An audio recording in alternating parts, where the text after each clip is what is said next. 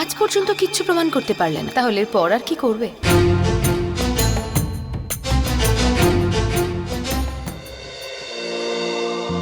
Good night কবিতা। আমায় তাড়াতাড়ি কিছু একটা করতে হবে, যাতে আমি নির্দোষ হওয়ার প্রমাণ পেতে পারি।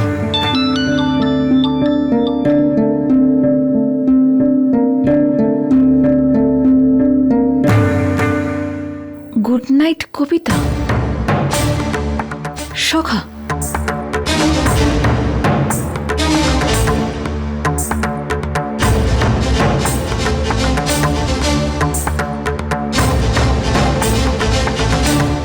সখা? জয় আবার সখা নাকি?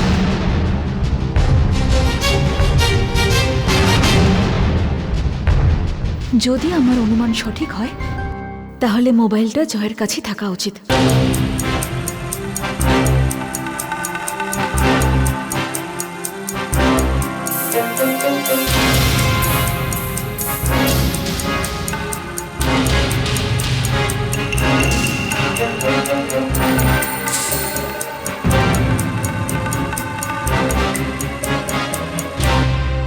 তুমি তোমার বন্ধুর ব্যাপারে জানতে চাও তো?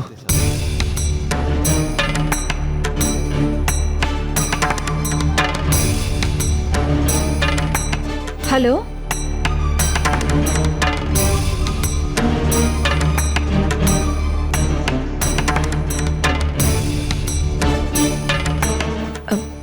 হ্যালো, কে আপনি?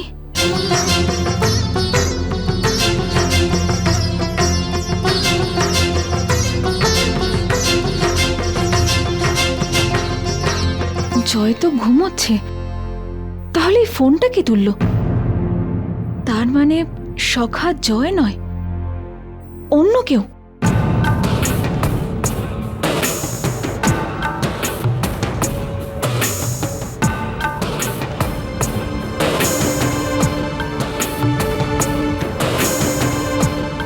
একই ঘরে থাকার পরেও কতটা দূরত্ব আমাদের দুজনের মধ্যে। আমি চাইলেও তোমাকে বলতে পারবো না যে আমি হলাম তোমার সেই বন্ধু। কিন্তু একদিন আমি তোমাকে বলবো, যেদিন তুমি তোমার কাজে সফল হবে, যেদিন তোমার স্বপ্ন সত্যি হয়ে যাবে, সেদিন তোমাকে বলবো গুড নাইট।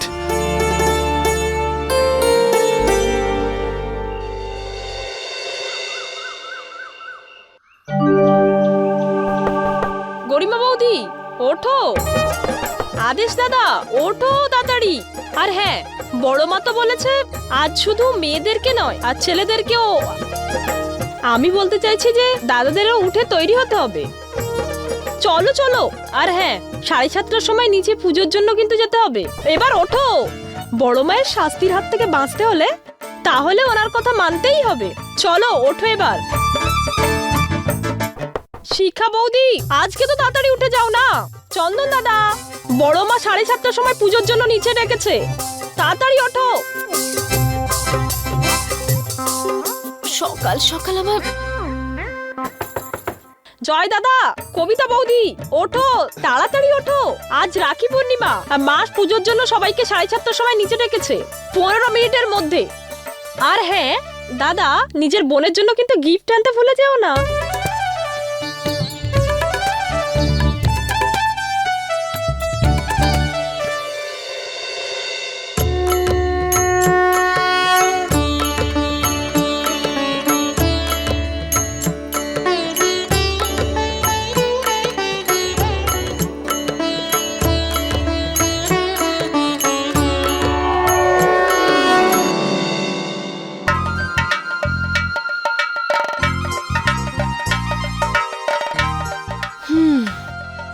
সারা বছর ধরে এই দিনটার অপেক্ষা করি যে কখন ঠাম্মা রান্নাঘরে আসবে আর পৃথিবীর সেরা মিষ্টান্ন বানাবে। আরে আমি তো রোজ রোজ নতুন নতুন মিষ্টি বানাতে পারি, কিন্তু তোমাদের শাশুড়ি আমাকে রান্নাঘরে আসতে দেয় না। এই জন্যই তো আসতে দিই না। রাখুন এটা, আমি আপনার জন্য চিনি ছাড়া মিষ্টি বানিয়েছি, এই নিন। আমার তো কখনো কখনো সন্দেহ হয় যে তুমি প্রথম দিনের বদলা আজ অবধি নিচ্ছ। ঠাম্মা, কি হয়েছিল প্রথম দিন? মনে আছে বৌমা, বিয়ের পর যখন প্রথমবার আত্মীয়রা খেতে এসেছিল বাড়িতে? মা, ওটা তো শুধু আমাদেরও বলো না কি হয়েছিল। আরে পরিবেশনের সময় আমি ওকে বলেছিলাম তুমি ডালে নুনের জায়গায় চিনি দিয়েছো। তখন ওর মুখটা দেখার মতো ছিল, তাড়াতাড়ি থালার থেকে বাটিগুলো তুলতে শুরু করেছিল। মা, আপনিও না। আরে আমি তো বলবো, যদি শাশুড়ি আর বৌমার সম্পর্কে এরকম মিষ্টতা থাকে তাহলে মিষ্টিতে কি জীবনেও মিষ্টির দরকার পড়বে না। একদম ঠিক বলেছেন আপনি।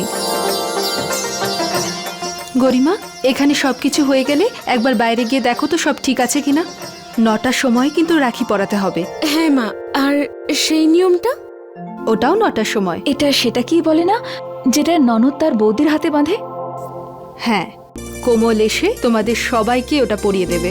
আমার বাপের বাড়িতে আবার এসব কোনো নিয়ম নেই। এটা এখানকার বিশেষ অনুষ্ঠান। তোমার দাদা এবার আসছে তো রাখিতে? না না ঠাম্মি, দাদা আমেরিকা থেকে 2-4 লাখ টাকার কোনো গিফট পাঠিয়ে দেবে, ব্যাস। পার্সেলটাও হয়তো এক্ষুনি চলে আসবে। আরে এবার ভালো কিছু পাঠাচ্ছে তো নাকি? গতবার ছোট ছোট জামা কাপড় দেখে আমি ভাবলাম আম্মুর জন্য কিছু পাঠিয়েছে।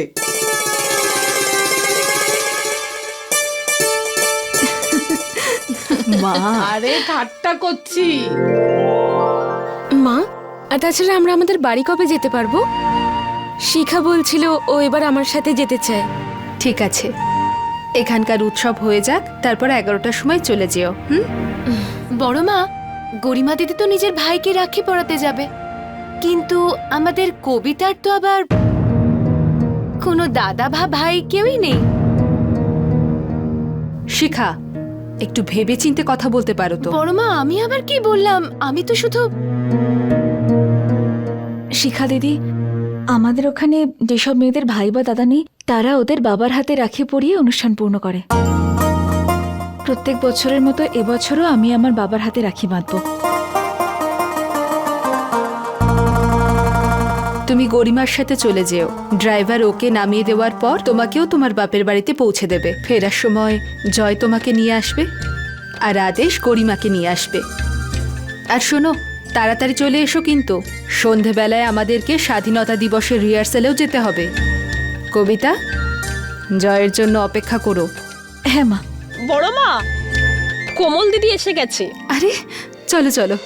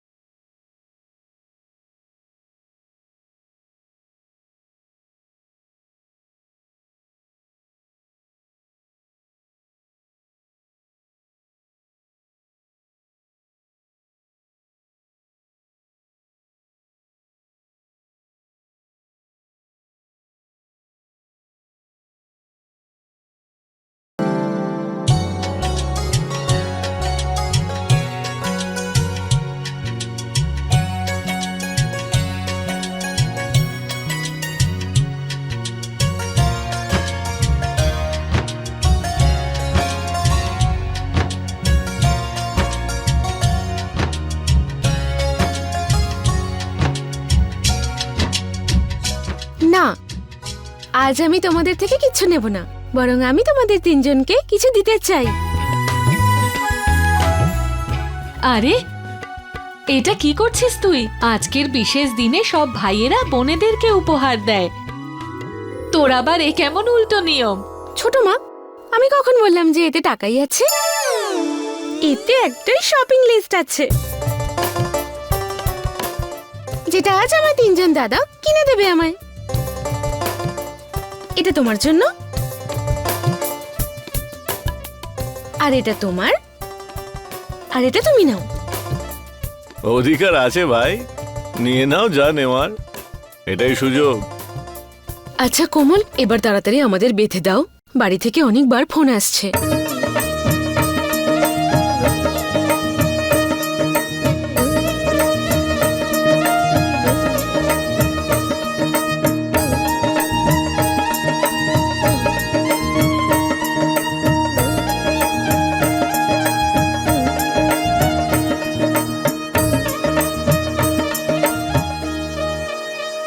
আমার হাতে মিষ্টির রস লেগে গেছে, তুমি নিচেই বেঁধে নাও না।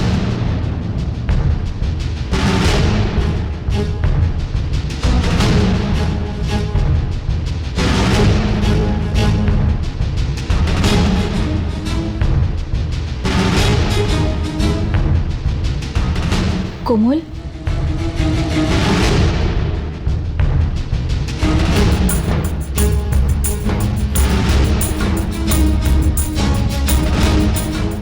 এই নে, সম্পর্ক অনুযায়ী এটা তুই পরিয়ে দিলেই মঙ্গল।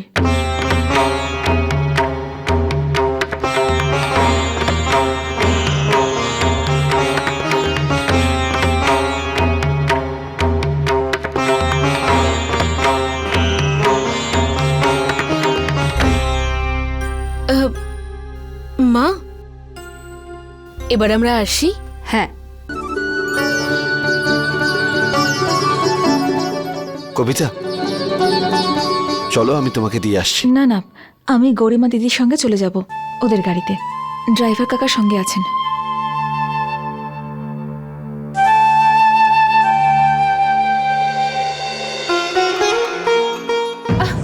ও আই এম সো সরি।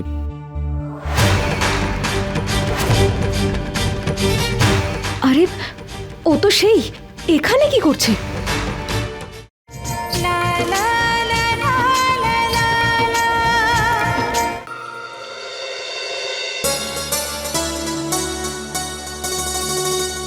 আরে ভাই দাঁড়া, আরে রাখিটা বাঁধতে দে।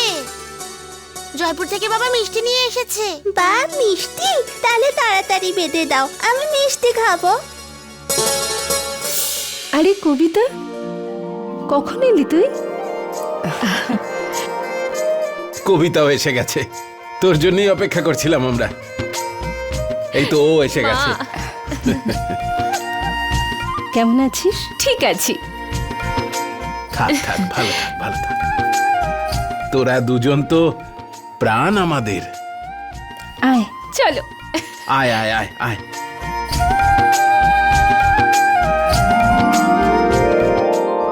এই নাও। তোরা দুজন তো একদম অদ্ভুত। প্রত্যেক বছর শুধু বাবাকেই রাখি পরাস, কিন্তু তারপরেও প্রত্যেক বছর দুটো করে রাখি আনিস। আরে প্রত্যেক বছর আনে তো অভ্যেস হয়ে গেছে দুজনের। থাক না, আনুক না, অসুবিধার কি আছে?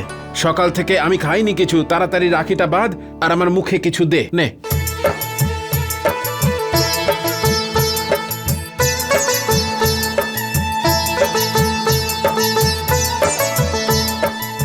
হ্যাঁ, নিজে যেহেতু লাড্ডু পছন্দ করিস, লাড্ডুই আনিস আমার জন্য। চলে আয়।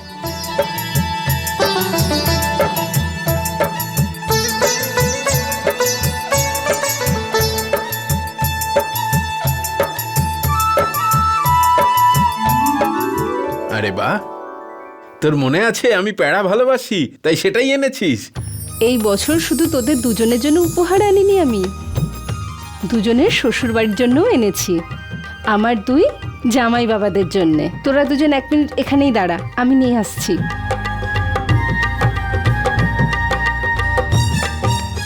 মন্দির যাবি তো তোরা দুজনে? যা, তোর মা চলে এলে আবার 1000টা প্রশ্ন করা শুরু করে দেবে। আমি বুঝিয়ে দেবো ওকে। হ্যাঁ, যা তোরা এগো।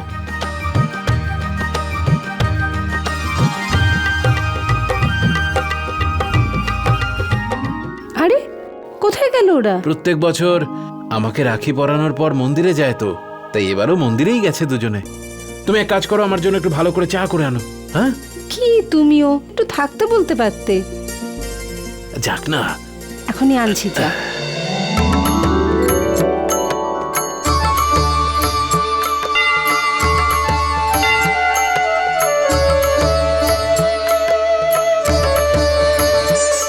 প্রণাম পুরোহিত মশাই। সর্বদা সুখী থাকো মা, এটা খুব ভালো কথা। জি, বিয়ের পরেও নিজের সংস্কারকে মনে রেখেছো। এটা নিয়ম নয়, এটা তো সম্পর্ক পুরোহিত মশাই। ঠাকুর মশাই, আমাদের বাক্স। হ্যাঁ হ্যাঁ, এক্ষুনি দিচ্ছি।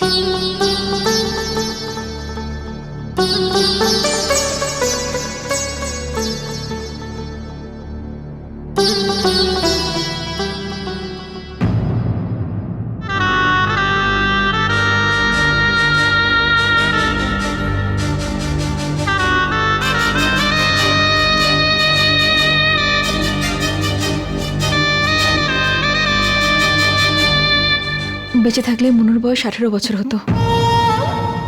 জানি না এখন। কবিতা, যারা এই পৃথিবী ছেড়ে চলে যায় তারা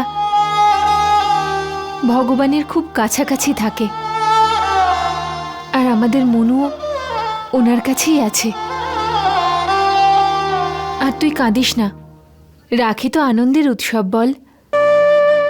হ্যাঁ দিদি, 12 বছর ধরে প্রত্যেকটি রাখি বন্ধনের দিনে আমরা এই বাক্সে রাখি ভরে এসেছি, আর প্রার্থনা করে এসেছি যে মনু যেখানেই থাকুক যেন ওর কাছেই রাখি পৌঁছে যায়।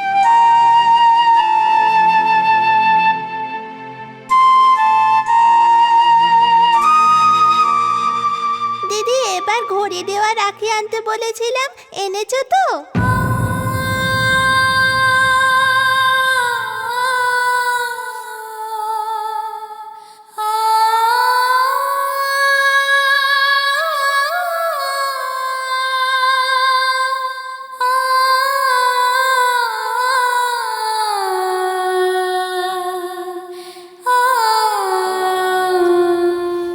ঠাকুরমশাই, এই নিন। আজকে তোমার ভাই থাকলে এই রাখি বন্ধনের উপহার হিসেবে তোমাকে নিশ্চয়ই কিছু না কিছু দিত। আমাদের ভাই আমাদের সঙ্গে নেই তো কি হয়েছে পুরোহিত মশাই? ওর ভালোবাসা, ওর স্মৃতি এখনো আমাদের কাছে আছে, আমাদের সঙ্গে আছে, আর এটাই আমাদের কাছে একটা গিফট, তাই না দিদি?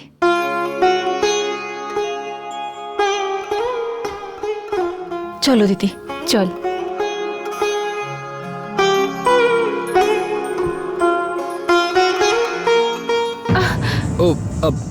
Oh, I'm so sorry.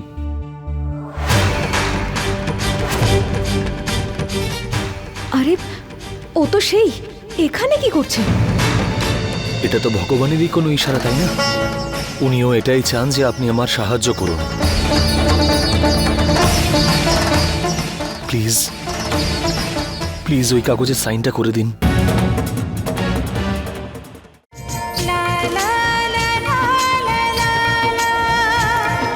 দেখে চলতে পারেন না? তাড়াহুড়োয় ছিলাম, সেই জন্য আই এম রিয়েলি সরি।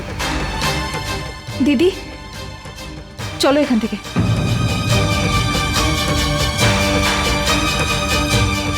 চলো। মিসেস কবিতা, কবিতা ম্যাডাম, আরে আমার কথাটা একবার শুনে যান। কবিতা ম্যাডাম দাঁড়ান। কবিতা ম্যাডাম, আমার দাদাগুলো আমার থেকেও স্মার্ট। আমি ওদের শপিং লিস্ট দিলাম আর ওরা ওই খামের মধ্যেই আমি টাকা ভরে দিয়ে দিল। এবার যাও, নিজে গিয়ে করে নাও। তো ঠিক আছে, যেটা ইচ্ছে হবে নিয়ে নিবি। আমারও বাড়ির জন্য কিছু কিনতে হবে। ঠিক আছে। কবিতা ম্যাডাম, আরে আমার কথাটা একবার শুনে যান।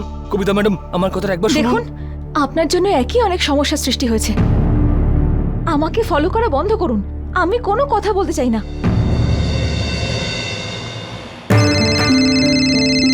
রাকেশ ফোন করেছে। হ্যালো, হ্যাঁ ওই আমি মায়ের সাথে একটু শপিং এ যাচ্ছি। আরে এই আমাদের পিছনে কবিতা পিছনে ম্যাডাম, আসছে কেন? কবিতা ম্যাডাম, এক মিনিট। দেখুন, আপনি একবার ঠান্ডা মাথায় আমার কথাটা শুনুন। আপনি যখন আমাকে স্কলারশিপটা দেবেন না বলে দিয়েছিলেন, তখন আমি নিরাশ হয়ে পড়েছিলাম, আর সেই জন্যই মন্দিরে এসেছিলাম। আর হঠাৎ করে আপনার সঙ্গে দেখা হলো। মানে আমি বলছিলাম যে এটা তো ভগবানেরই কোনো ইশারা। উনিও এটাই চান যে আপনি আমায় সাহায্য করুন। প্লিজ প্লিজ ওই পেপারে সাইন করে দিন।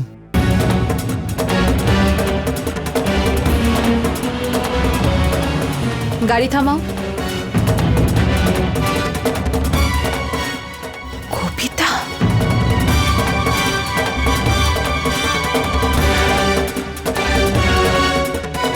আমাদের ওখানে যেসব মেয়েদের ভাই বা দাদা নেই তারা ওদের বাবার হাতে রাখি পরিয়ে অনুষ্ঠান পূর্ণ করে। প্রত্যেক বছরের মতো এবছরও আমি আমার বাবার হাতে রাখি বাঁধবো।